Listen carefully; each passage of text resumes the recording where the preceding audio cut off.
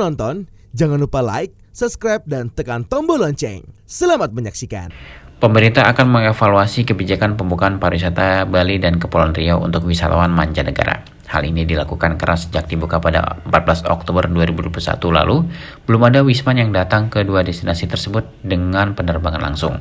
Informasi tentang evaluasi ini disampaikan langsung Menteri Pariwisata dan Ekonomi Kreatif, Sandiaga Salahuddin Uno, saat weekly press briefing di Gedung Sabta Pesona. Sandiaga mengatakan bagian yang dievaluasi dalam kebijakan ini diantaranya kebijakan visa, ketentuan direct flight, serta karantina. Selain itu, pemerintah juga memantau situasi dari negara pasar potensial seperti Australia.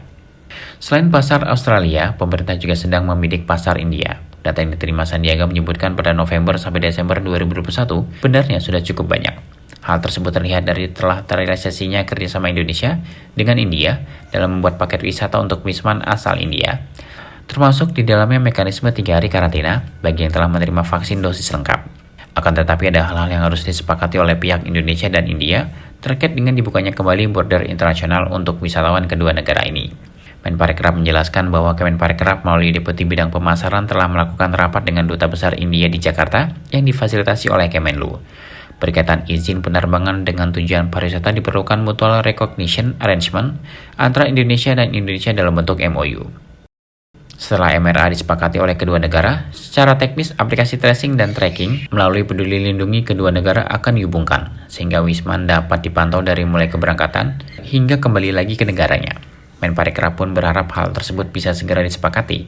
Untuk saat ini, draft MRA sudah disusun oleh Kemenlu dan sedang dievaluasi oleh Kemenkes. Sementara untuk Kepulauan Riau, hingga 12 November 2021 tercatat ada 159 wisatawan mancanegara masuk ke Kepulauan Riau melalui pintu Batam. Per hari ini dapat kita laporkan bahwa belum ada wisatawan mancanegara yang tiba di Bali dengan penerbangan langsung, dan ini juga menjadi bahan diskusi pada saat rapat terbatas. Bahwa Presiden menanyakan tingkat hunian kamar di Bali per hari ini dan juga bagaimana kunjungan wisatawan Nusantara. Karena wisatawan mancanegara belum hadir. Kami memberikan update, ada peningkatan occupancy rate di beberapa hotel, dan kalau kita ambil rata-rata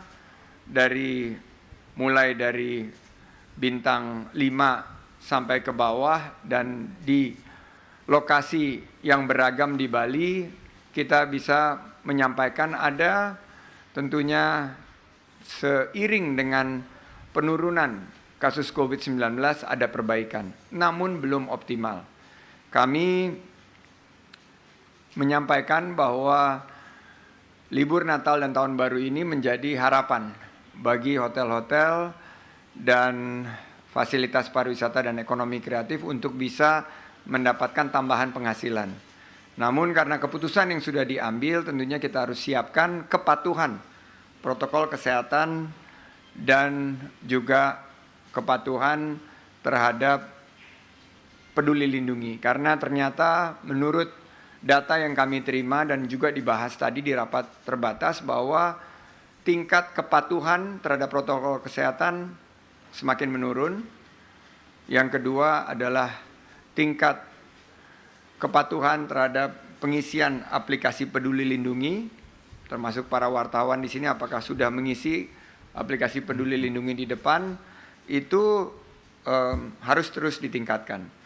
Kami juga melihat data-data yang kita dapat dari wisatawan mancanegara yang masuk ke Thailand dengan kebijakan baru dan Singapura, dan tentunya ini yang menjadi bahan kita untuk mengambil kebijakan ke depan.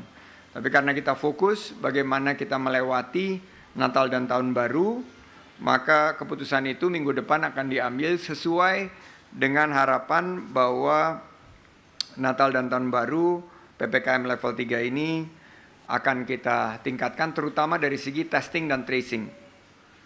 Kita akan pastikan testing dan tracing ini lebih ketat dan penggunaan masker, menjaga jarak dan cuci tangan juga semakin ditingkatkan karena data-data mobilitas yang kita miliki ini meningkat secara tajam. Pada kesempatan itu, Menparekraf juga turut mengapresiasi seluruh pihak penyelenggara yang terlibat dalam perhelatan World Superbike yang berlangsung di Mandalika. Tentunya dari ajang tersebut, ada beberapa hal yang menjadi evaluasi dan perlu diperbaiki ke depannya untuk menyambut MotoGP. Tim Elgen Media melaporkan.